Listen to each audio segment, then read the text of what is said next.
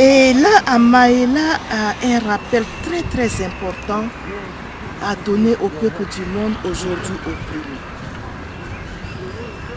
Pour assainir notre monde, qui normalement est un monde de vivants d'humains, nous devons revoir notre façon de penser la politique et de donner nos droits à des frères mortels.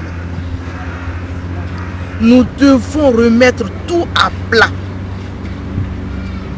Nous devons à notre tour leur poser des questions sur comment ils veulent diriger nos vies avant de voter. Nous devons prendre conscience que ces hommes, une fois qu'ils sont les votes en main, ces mendiants qui aujourd'hui sont à genoux devant nous, deviennent les hommes devant qui nous, demain, nous serons à genoux pendant 5 ans. 5 ans, c'est pas long, mais c'est quand même long pour celui qui souffre. Voilà pourquoi nous devons, nous, humains, nous qui donnons les voix à ces hommes, comme dimanche, nous irons encore leur confier notre destinée. Essayons de mettre les choses à plat pour que ces hommes n'aient pas tout pouvoir sur nos vies. Ils n'ont pas le droit de faire de nous ce qu'ils veulent. Avant les élections, ils nous courtisent. Et cela doit être pareil après les élections. Ne les laissons plus nous manipuler, nous diriger, comme si on était des animaux. Des gens sans objet, sans intelligence. Comme je l'ai dit à un moment donné, nous sommes nous-mêmes parents. Donc nous sommes responsables de nos vies. Ce que nous ne devons pas donner comme leçon à nos enfants, ne laissons personne nous donner ce genre de leçon. Nous n'avons aucune leçon à recevoir d'aucun mortel. Comme les parents, nous avons besoin pour une harmonisation du monde de dirigeants, c'est vrai. Il faut quelqu'un pour diriger comme Dieu dirige le monde, comme nos parents nous ont dirigés. Mais diriger ne veut pas dire poser la dictature. Non. Nous savons tous ce que veut dire diriger. Diriger n'a rien à voir avec la dictature. Mais pourquoi quand on vous donne le droit de nous diriger, vous devenez des dictateurs sur nos vies?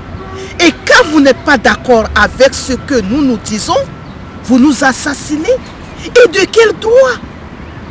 De quel droit vous nous assassinez parce qu'on n'est pas d'accord avec ce que vous dites? Mais qui êtes-vous pour vous permettre de prendre la vie des gens? La preuve, votre propre vie ne vous appartient pas. Et comment moi, ma vie peut t'appartenir? Ah non, il faut arrêter avec ça. Ma vie ne t'appartient pas. La vie de mon frère n'appartient pas à son frère. Cette vie n'appartient qu'à celui qui nous a soufflé ce souffle. Dieu. À personne d'autre. En ce moment, nous voyons en Afrique, tout le monde tue tout le monde. Tout le monde se donne le droit de tuer, de livrer qui il veut. Mais non, il faut arrêter avec ça. Amaïla dit, ça suffit. Ma vie ne t'appartient pas, ta vie ne m'appartient pas. On se doit respect, on doit respecter la vie de l'autre comme on respecte notre propre vie. Dieu a dit, celui qui s'aime aime les autres. Et celui qui aime sa vie doit penser que l'autre aussi aime sa vie. On n'est pas d'accord parce que la façon dont vous nous dirigez, vous nous dominez ne nous convient pas. Nous ne voulons pas être dominés, dirigés comme vous le faites, comme des animaux.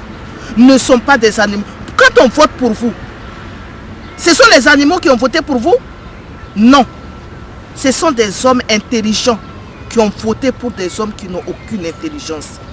Et c'est là, Amaïla, je vais vous dire un truc. Comme je l'ai dit, je n'ai peur de personne. Hein. Parce que celui qui va me tuer, tôt ou tard, il me rejoindra. Hein. Le sous-sol, là, nous avons tous notre plaque hein, qui va être marquée au cimetière. Regardez-moi bien dans les yeux. Moi, je me cache de personne. Je n'ai peur de personne. Je n'ai peur que de mon Dieu. Donc, celui qui veut me tuer, qu'il fasse vite. il va alléger ma souffrance. Voilà. Et là, beaucoup de gens connaissent ma situation concernant l'expropriation abusive dont j'ai été l'objet. Je viens de faire une vidéo de l'immeuble où on m'a trompé et où j'ai trouvé que les gens me disaient la vérité. Or, en fin de compte, c'était des mensonges. Vous savez, quand on vous dit investissez dans la pierre pour une vieillesse heureuse, tout ça n'est que mensonge. Vous verrez l'immeuble, c'est le 60 rue Riquet. J'avais un logement là. L'État français m'a expulsé, déguerpir comme ils le font en ce moment en Afrique, où ils déguerpissent tout le monde sans donner de l'argent. Et ça fait depuis 2004 que l'État français, en la personne de la ville de Paris, a pris mon bien. Et quand j'ai refusé de donner mon bien, ils m'ont mis au tribunal. Et la dame de la ville de Paris m'a dit, Madame Vieira, vous savez, quoi que vous fassiez, on va vous l'arracher votre pied. Donc le mieux, c'est de le laisser maintenant. Laissez-nous-le maintenant, au prix que nous vous disons, et tout est bien. Alors moi, je lui pose la question, je dis, Madame, vous ne voyez pas dans quel état je suis? J'étais en pleine dépression. Qu'est-ce que vous voulez de moi? Que j'aille me jeter sous le métro?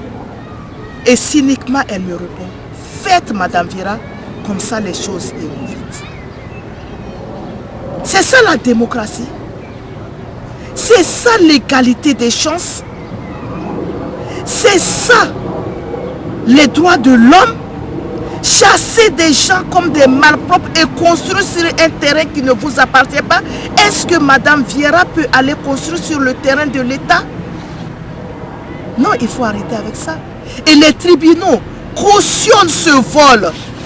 La justice cautionne ce vol. Au tribunal, la présidente m'a dit, quand j'ai voulu prendre la parole pour expliquer le vol dont je suis victime, la présidente m'a dit, Madame Vieira, vous n'avez pas droit à la parole dans mon tribunal. Mais cette présidente, elle a un tribunal. Le tribunal qu'elle va quitter les deux pieds devant. Et c'est de ça qu'on me parle, je n'ai pas droit dans leur tribunal. Et les avocats, ces idiots, ont rigolé comme les cons qu'ils sont.